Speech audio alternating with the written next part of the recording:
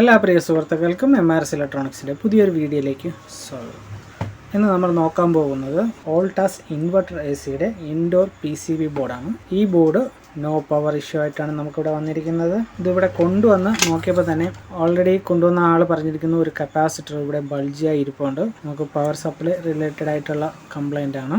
Okay, അപ്പോൾ ഈ capacitor മാറി ഇതിനകത്ത് വേറെ എന്തെങ്കിലുമൊക്കെ പ്രശ്നങ്ങളുണ്ടോ എന്നൊക്കെ ചെക്ക് ചെയ്ത് ബാക്കി കമ്പോണൻ്റ് കാര്യങ്ങളെല്ലാം ഓക്കെ ആണോ എന്നൊക്കെ ചെക്ക് ചെയ്ത് ഇതിനെ തിരിച്ച് വർക്കിംഗ് കണ്ടീഷനിലോട്ട് നമുക്ക് കൊണ്ടുവരാം. അതിനു മുന്നേ നിങ്ങൾ ആദ്യമായിട്ടാണ് എൻ്റെ ചാനൽ കാണുന്നതെന്നുണ്ടെങ്കിൽ എൻ്റെ ചാനൽ മറക്കാതെ സബ്സ്ക്രൈബ് ചെയ്യുക.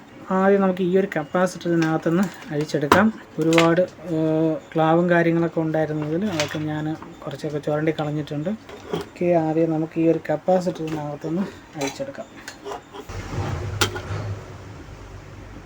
ഓക്കെ, അപ്പോൾ ആ കപ്പാസിറ്റർ നമ്മൾ ഇളക്കിയെടുത്തിട്ടുണ്ട്. ഇനി നമുക്കിതിനകത്ത് ഷോർട്ട് സർക്യൂട്ട് എന്തെങ്കിലും ഉണ്ടോ എന്ന് ചെക്ക് ചെയ്ത് നോക്കാം. അതിനുവേണ്ടി മൾട്ടിമീറ്റർ ഡീപ്പ് മോഡിലിടുക. ഓക്കെ, അവിടെ ഷോർട്ടാണ്.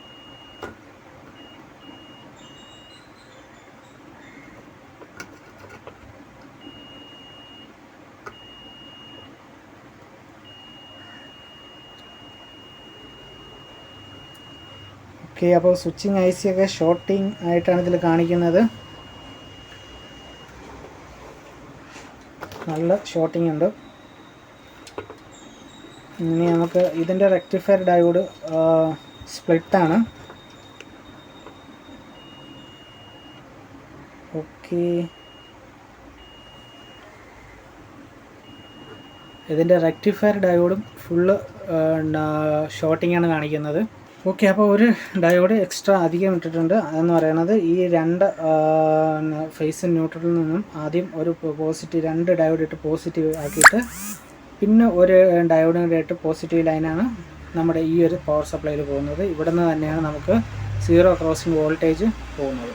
ഈ ഒരു ലൈന് സീറോ ക്രോസിംഗ് വോൾട്ടേജാണ്. അപ്പോൾ ആ രീതിക്കാണ് ഇത് ഡിസൈൻ വന്നിരിക്കുന്നത്. അപ്പോൾ 5 റെക്ടിഫിക്കേഷൻ ഡയോഡുകൾ ഇതിനകത്തുണ്ട്. അപ്പോൾ ഈ 5 നമുക്കിതിനകത്ത് നിന്ന് അഴിച്ചിട്ട് ഈ 5 ഡയോഡും ഇതിനകത്ത് നിന്ന് അഴിച്ചു മാറ്റി പുതിയ ഡയോഡ് സെറ്റ് ചെയ്യാം. അഴിച്ചു മാറ്റിയിട്ട് നമുക്ക് ഇതൊന്ന് ചെക്ക് ചെയ്ത് നോക്കണം. അതിന് മുന്നേ സെറ്റ് ചെയ്യുന്നതിന് മുന്നേ ഇതൊന്ന് ചെക്ക് ചെയ്ത് നോക്കണം. വേറെ എന്തെങ്കിലും ഈ ഡയോഡ് മാത്രമാണോ അതോ ഇനി സ്വിച്ചിങ് IC എല്ലാം പോയിട്ടുണ്ടോ എന്നൊക്കെ ചെക്ക് ചെയ്യണം. അപ്പോൾ ആദ്യം ഈ 5 ഡയോഡ് ആദ്യം അഴിച്ചെടുത്തിട്ട് വരാം. അപ്പോൾ ഞാൻ ഇവിടുത്തെ ഇവിടെ ഇരുന്ന ഈ ഡയോഡുകളെല്ലാം അഴിച്ചു പറക്കി എടുത്തിട്ടുണ്ട്. ഈ ഡയോഡുകളെല്ലാം ഷോർട്ടായിരുന്നു. ഇനി ചെക്ക് ചെയ്യാനുള്ളത് നമ്മുടെ ഈ സ്വിച്ചിങ് IC ഈ ഷോർട്ട് ഉണ്ടോ എന്ന് ചെക്ക് ചെയ്യണം. അപ്പോൾ സ്വിച്ചിങ് ICയുടെ ഈ ഒരു സൈഡ് നെഗറ്റീവ്, ഇത് പോസിറ്റീവ്. ഇവിടെ അല്ല, ആ ഷോർട്ടിങ് ഇവിടെ നിന്ന് മാറി. ഓക്കെ,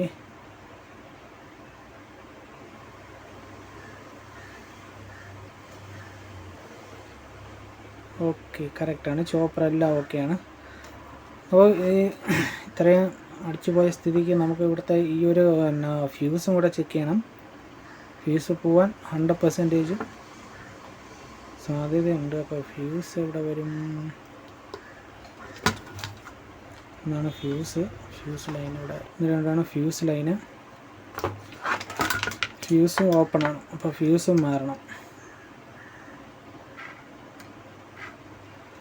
5 മെഗാ ഓംസിലാണ് കാണിക്കുന്നത്. അപ്പോൾ നമുക്ക് ആ ഫ്യൂസും കൂടെ ഒന്ന് മാറിക്കളയാം. അതുകൂടെ ഒന്ന് അയച്ചെടുക്കാം.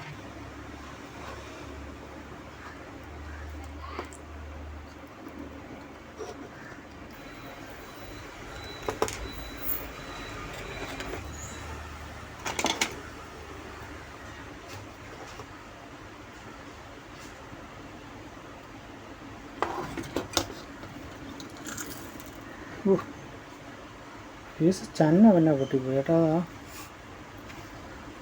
ആ ഗ്ലാസ് മുഴുവനും. എന്നാലും കുപ്പിച്ചില്ലാണ്. ഞാൻ ഒന്ന് ക്ലീൻ ചെയ്തിട്ട് വരാം.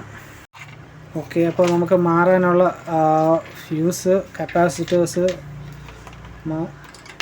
ഡയോഡ് ഇതെല്ലാം എടുത്ത് വെച്ചിട്ടുണ്ട്. 4007 ഡയോഡാണ് ഇതിനകത്ത് ഇടുന്നത്. Capacitor 10 UF 450 volt. അപ്പോൾ നമ്മൾ ഡയോഡ് ഇടുമ്പോൾ അതിൻ്റെ പൊളാരിറ്റി കറക്റ്റാണെന്ന് നോക്കി സെറ്റ് ചെയ്യുക.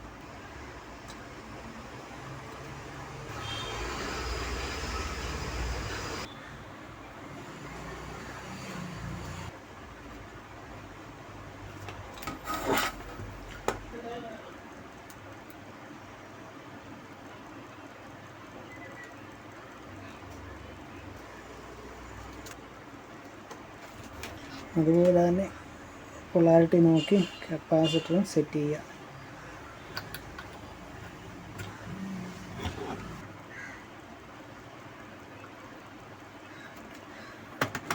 നമുക്ക് നമ്മുടെ ഫ്യൂസ്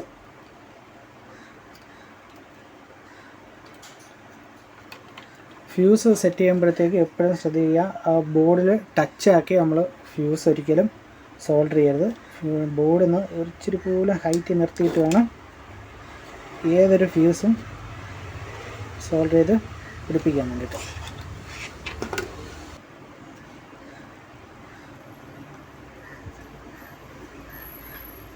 ഇനി ഇതിൻ്റെ ബാക്കി ലീഡ് മൊത്തം കട്ട് ചെയ്തിട്ട് വരാം.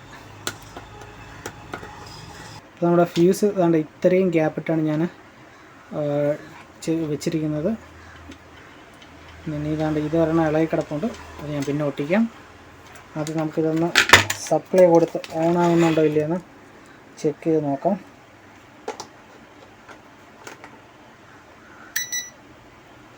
ഓക്കെ,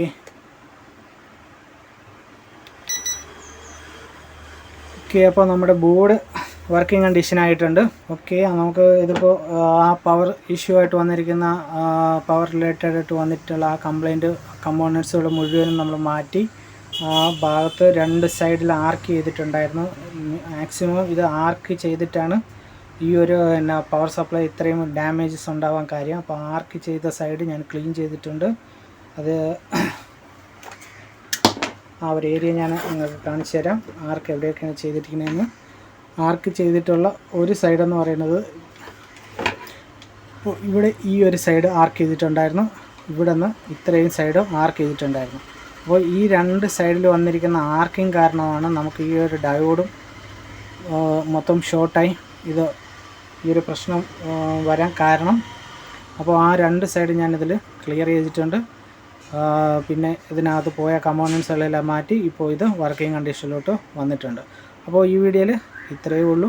നമുക്കൊരടുത്തൊരു വീഡിയോ ആയിട്ട് കാണാം. അപ്പോൾ നിങ്ങൾ ആദ്യമായിട്ടാണ് എൻ്റെ ചാനൽ കാണുന്നതെന്നുണ്ടെങ്കിൽ മറക്കാതെ എൻ്റെ ചാനൽ സബ്സ്ക്രൈബ് ചെയ്യുക. Thank you for watching my videos. By.